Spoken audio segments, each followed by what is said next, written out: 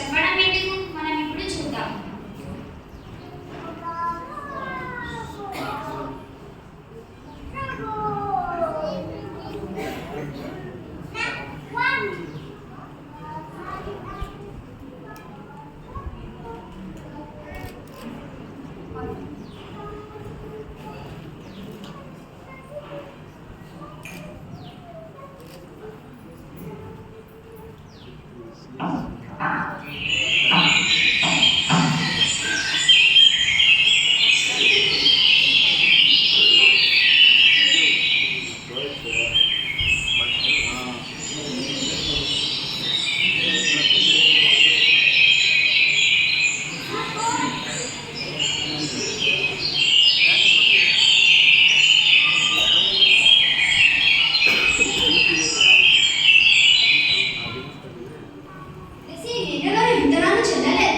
ఎందుకు చల్లలేదు? అన్ని నీళ్ళతో సమానంగానే ఇక్కడ కూడా విత్తనాలు చల్లాలి. నీళ్లు పెట్టే వరకు కూడా విత్తనాలు ఇలా చల్లగానే అలా పక్షులు వచ్చి ఎన్నిక వెళ్ళిపోతున్నాయి. ఇలా జరగడానికి కారణం ఏంటి? అదిగో అటు చూడు.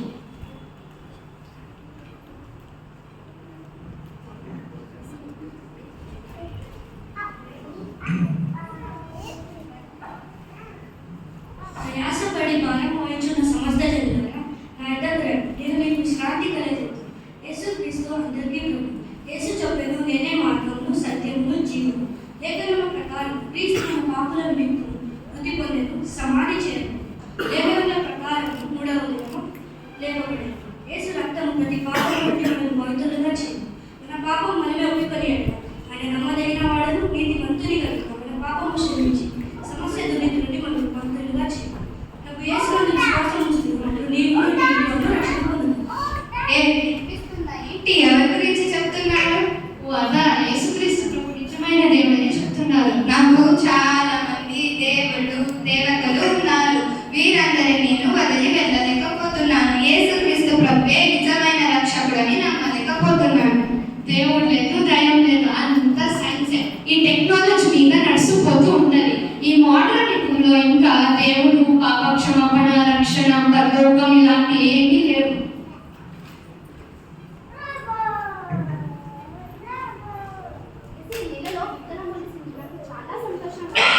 అంతగా సంతోషపడడానికి ఏమీ లేదు ఈ నెలలో. ఇది మన్ను లేని రాతి నేల మీద పడి మొలచిన విత్తనం. మన్ను లోతుగా లేని కారణం చేత సూర్యుని వేడికి వాడిపోతుంది. ఇలా జరగడానికి కారణం అయితే ఈ నెల ఎటువంటి మనుషుల గురించి మాట్లాడుతుంది? అదిగో అటు చూడు. యేసు ప్రభు నిజమైన దేవుడు అని, ఆయనకే పాపం క్షమించే అధికారం కలదని నేను విన్నాను. కానీ ఏదో ప్రేమగల దేవుడు ఎంతో మందిని స్వస్థపరిచాడని విన్నాను. కానీ నా కష్టాలు, వ్యాధులు అన్ని తొలగిపోతాయనుకుంటే అలా ఏమీ జరగడం లేదు. ఎప్పట్లానే ఉంటుంది. ఏదో అని అయితే ఏ కష్టం లేకుండా పోతుందంటే ఎప్పట్లానే ఉంది. ఏమీ లాభం లేదు.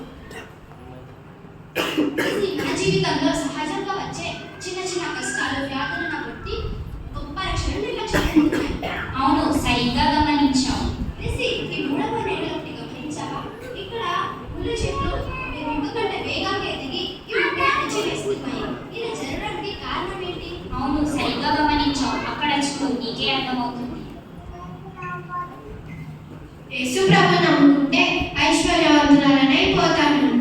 నాకు ఇంకా ఆశీర్వాదాలే ఆశీర్వాదాలు. అయితే అనుకున్న విధంగా ఏమీ జరగలేదు. ఎప్పట్లానే ఉంది. ఇంకా చెప్పాలంటే నాకు ఇంకొన్ని కష్టాలు ఎక్కువైపోతున్నట్టు. ఇవి ఎలా మాట్లాడుతుంది? అహేక విచారాలు తన మొహంలో చిక్కుకున్నానని ఈమె అలా మాట్లాడుతుంది. అశాశ్వతమైన దానిపై ఆశ పెంచుకొని శాశ్వతమైన రాజ్యంలో అమూల్యమైన రక్షణను కోల్పోతుంది. ఈ నేలలో చెట్లు ఎంత బాగా ఫలించాయో కదా, మిగతా నేల కంటే ఎంత బాగా ఎదిగాయో కదా. ఇది మంచి నేలనే, కానీ ఇక్కడ పడిన విత్తనాలు, రాళ్ళు, ముళ్ళు, కలుపు మొక్కలు వంటివి తీసివేయబడిన నేల. అందుకే మొక్కలు ఇంత బాగా ఎదుగుతున్నాయి మరియు ఫలిస్తున్నాయి. గమనించావా? ఇక్కడ కొన్ని చెట్లు ఎక్కువ ఫలాలు, కొన్ని చెట్లకి తక్కువ ఫలాలు, ఇక్కడ ఇంకా కొన్ని చెట్లకి ఇంకా ఎక్కువ ఫలాలు ఫలిస్తున్నాయి. ఈ నేలలో చెట్లు ఎందుకు సమానంగా ఫలించట్లేదు? ఇది మంచి నేలనే, కానీ ఇక్కడ పడిన విత్తనాలు, విత్తనాలు కొన్ని 30 కొన్ని 60 మరికొన్ని 100 ఫలిస్తున్నాయి. అయితే ఇక్కడ కూడా మనం 3 విధాల ఫలాలు చూస్తామా? అన్నట్టు 3 విధాలుగా ఫలించే వృక్ష గురించి నాకు వివరంగా చెప్తావా ఇప్పుడు? తప్పకుండా.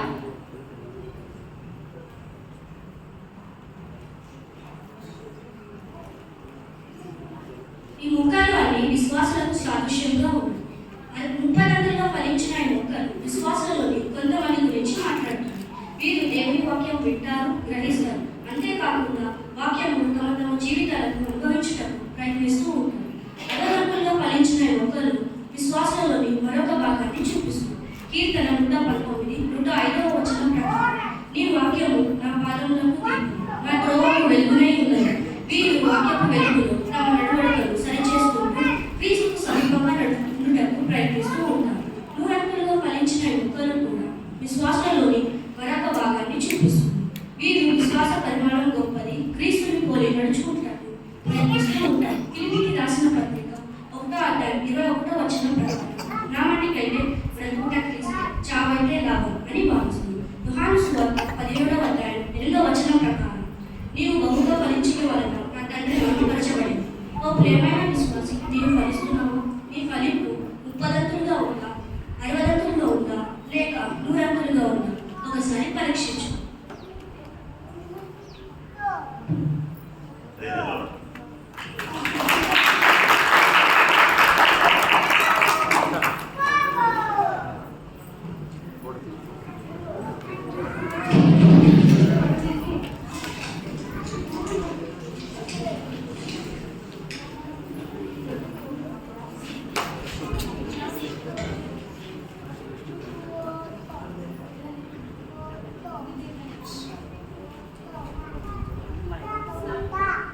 విత్తనాలు విత్తుటకు విత్తువాడు బయలుదేరేను. విత్తనాలు విత్తుటకు విత్తువాడు బయలుదేరేను. అవి విత్తుచుండగా కొన్ని త్రోవ ప్రక్కబడెను. అవి విత్తుచుండగా కొన్ని త్రోవ ప్రక్కబడెను. పక్షులు వచ్చి వాటిని మృంగివేసెను. పక్షులు వచ్చి వాటిని మృంగివేసెను. విత్తనాలు విత్తుటకు విత్తువాడు బయలుదేరేను. విత్తనాలు విత్తుటకు విత్తువాడు బయలుదేరేను.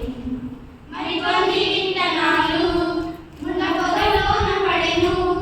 మరికొన్ని విత్తనాలు ముళ్ళ పొదలోన పడెను. ముళ్ళ పొదలు ఎదిగి వాటిని నాచివేసెను. ముళ్ళ పొదలు ఎదిగి వాటిని నాచివేసెను. విత్తనాలు విత్తుటకు విత్తువాడు బయలుదేరేను. విత్తనాలు విత్తుటకు విత్తువాడు బయలుదేరేను. కొన్ని విత్తనాలు గచ్చు నేల మీద పడెను. మరికొన్ని విత్తనాలు ప్రతి నేల మీద పడెను. కొన్ని విత్తనాలు ప్రతి నేల మీద పడెను. మరికొన్ని విత్తనాలు ప్రతి నేల మీద పడెను. వాటిలో వేలేదందున అవి ఎండిపోయేను. వాటిలో వేలేదందున అవి ఎండిపోయేను. విత్తనాలు విత్తుటకు విత్తువాడు బయలుదేరేను. విత్తనాలు విత్తుటకు విత్తువాడు బయలుదేరేను.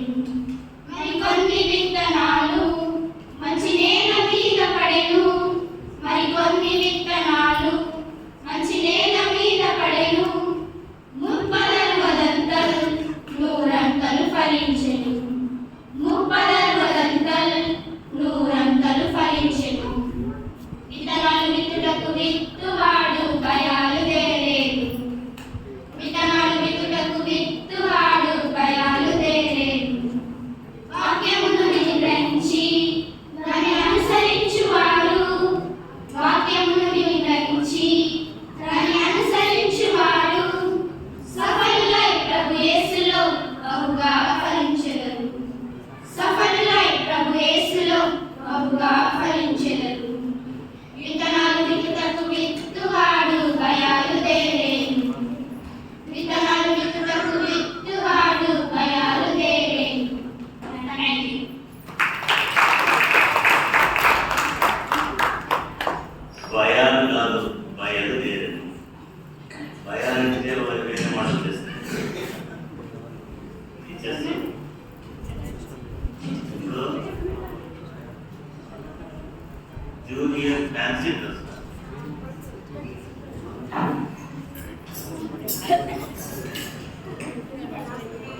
భాషలోని జీవులను నిత్యం మనం చూస్తుంటాం. మనల్ని సృష్టికర్త చేసి సృష్టించబడిన ఈ జీవులు నిత్యం తమ శైలిలో సృష్టికర్త అయిన దేవుడిని స్థుతిస్తుంటాయి, కీర్తిస్తుంటాయి. ఈ భాషలోని జీవులకు కూడా భావాలు ఉంటాయి. వాటి భావాలు మనోభావాలు ఏమిటో తెలుసుకుందాం.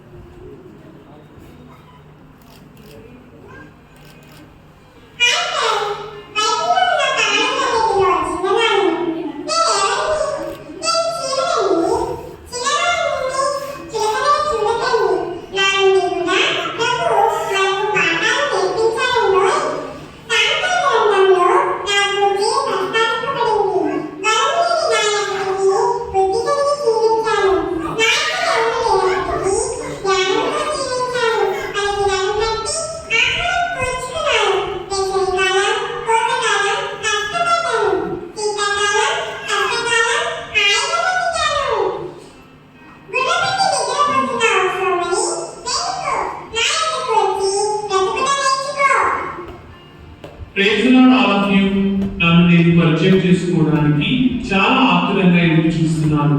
అందునిచే చీదరింపబడి గర్భీయురాలని అనిపించుకొని నా స్వరం ఎవరికి నచ్చని గాడిదలు నేను. ఇన్ని బ్యాడ్ క్వాలిటీస్ ఉన్న నాలో ప్రత్యేకత ఏమిటి అనుకుంటున్నాను? నన్ను నేను తగ్గించుకొని రారాజు నేర్చిస్తూ నా మీద ఎక్కించుకొని యెరూషలేము వీధులన్నీ తిప్పాను. అది నా ప్రత్యేకత.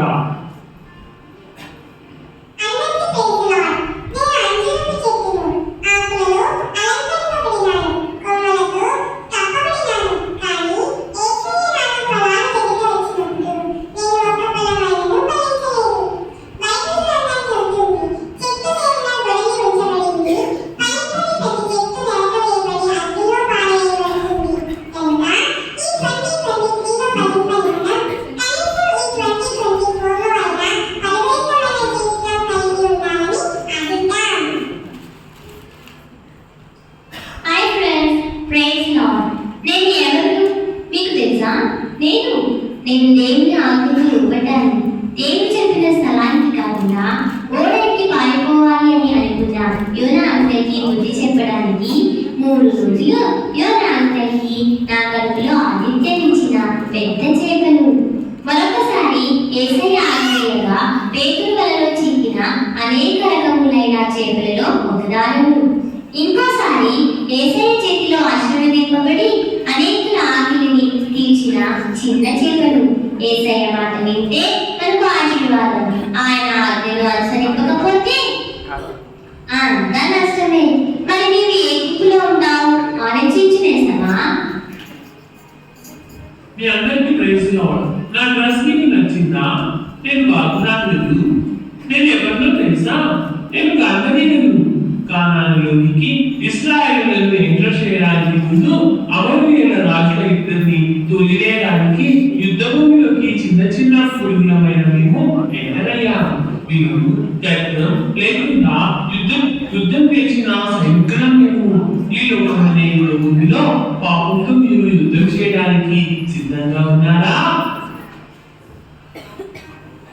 ప్రైజ్ లార్డ్ ఫ్రెండ్స్, బాగున్నారా అందరూ? నేను ఎవరు అనుకుంటున్నారు? మీకు ఇప్పుడైతే అలారం వచ్చేసాయి, కానీ ఇంతకు ముందు నేను కూస్తేనే కానీ ఎవరు నిద్ర లేచేవారు కాదు. అర్థమైందిగా? నేను కోరినది పేతురు గారిని రిమైండ్ చేశాను. నేను నా పిల్లల్ని ఎలా రెక్కల కింద చేర్చుకుంటానో అలాగే మిమ్మల్ని చేర్చుకోవాలని యేసయ్య కనిపెట్టుచున్నాడు. ఆయన కౌగిట్లో చేయడానికి ఎంతమంది సిద్ధంగా ఉన్నారు? Hi, hello, praise lord. ఎలా ఉన్నారు? ఇంట్రడక్షన్లీ అవసరం లేని పక్షులు నేను. ఉదయాన్ని మీరంత గోలుగా ఫీల్ అయ్యే స్వరం నాది. ఇప్పుడు ఎవరు చెప్పండి? నేను కరెక్ట్ చెప్పారు కదంతా. నేను కాకిని. నన్ను ఓడి నుండి బయటికి పంపి సూచన తెమ్మంటే తెలియదు, కానీ ఏరియాను కలిగి రొట్టె మాంసం మాత్రం తెచ్చారు. సో దేవుని మాటకు లోబడదాం, గొప్ప కార్యాలు చూద్దాం. ఏమంటారు ఫ్రెండ్స్? నాకు పరిచయం చేసుకోవడానికి ఇక్కడికి వచ్చాను. నన్ను చూసి భయపడుతుంది. జంతువుల రాజుని నిర్ణయించినప్పుడు ఆ రాజు చేత రాజ్యం చేయబడ్డ సంవత్సరం చేతితో చేయించబడ్డ సింహాన్ని నేను. దీనికి బహుప్రియుడైన దానియేలు అన్యాయమైన సింహాల గుండెలో వేయబడినప్పుడు దేవుడే ఆ సింహాల గుండెను ఊహించాడు. నేను దానియేలుతో కలిసి సృష్టికర్త ఆయన దేవుని స్తుతించాను, ఆరాధించాను. నా పాపం ఏమాత్రం వేయలేదు కదా, ఈ ప్రార్థించాను. Hello friends, praise lord. నేను ఎవరనుకుంటున్నారు మీరు? యెహోవాను కాపరిగా కలిగి ఉన్న గొర్రెను నేనే, తప్పిపోయిన గొర్రె పిల్లను నేనే. మరియు నా కాపరిని నేను ఎరిగి ఉన్నాను. నా కాపరి నా కొరకు ప్రాణం పెట్టారు. గొర్రెలను కాచే దావీదు రాజు కాబడ్డారు. ఆయనను కాపరిగా కలిగి ఉంటే మనకు ఏమీ ఉండదు. సో ఆయనను కాపరిగా కలిగి ఉన్నామా? Hi, praise lord. నేను నక్షత్రాన్ని. యూదుల రాజు ఎక్కడ ఉంటాడో జనాలకు తెలిపే సూచనగా నియమింపబడ్డాను. నాకు ఇచ్చిన పనిని నేను సక్రమంగా నిర్వర్తించాను. అయితే ఆత్మల రక్షణ, దేవుని నమ్మకంగా వెంబడించుటకు బాధ్యతలు మన మీద ఉన్నాయి. మరి మన బాధ్యతలను చక్కగా నిర్వర్తించి బల నమ్మకమైన మంచి దాసుడా అని అనిపించుకోవడానికి సిద్ధంగా ఉన్నామా? దేవుని మాటచే సృష్టింపబడిన ఈ జీవులు ఆయన మాట వింటున్నాయి, ఆయన ఆజ్ఞానుసారం నడుచుకుంటున్నాయి, ఆయనను గణపరుస్తున్నాయి, ఆయనను స్తుతిస్తున్నాయి. ఆయన చేతిపనిగా ఆయన పోలికలో సృష్టింపబడిన మనము దేవుని ఆలయమై ఉన్నామని బైబిల్ చెబుతుంది. మరి నీవు దేవునికి లోబడి ఆయన పోలికలో నడుచుకుంటున్నావా?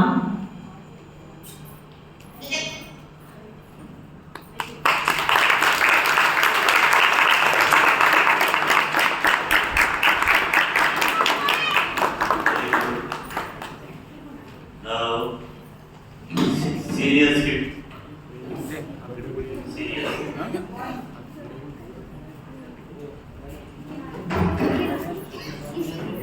Serious. This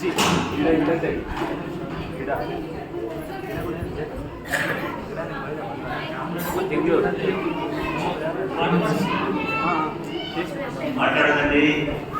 పాట